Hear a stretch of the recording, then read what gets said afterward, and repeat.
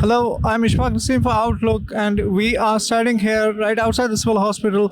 There's a press conference which was given earlier by the officials, which included Dr. Rajnish Patel, who is a spokesperson who is releasing the data about the number of people who have been killed, as well as the number of people whose DNA samples were taken and whose DNA samples have actually matched. So he released the numbers, which were also corroborated later by the health minister as well through a tweet.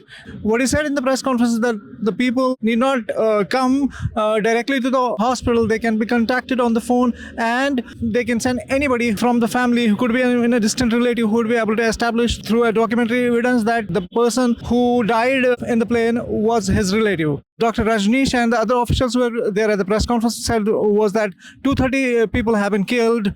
They have constituted 230 teams to fan out to different places to hand over the bodies. At the press conference, there was one family member who sort of protested there, saying that how long it will take him to get the body back.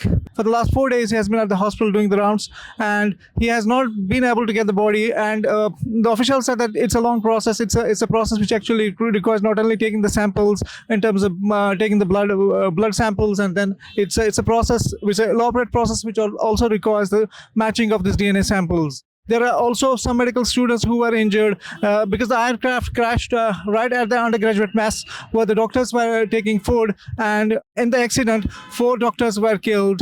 And then the part of the wreckage also fell on the residential court. Sense we're really getting is that these numbers are not getting consolidated. Sort of what is the exact death toll, which includes the civilians who have been killed.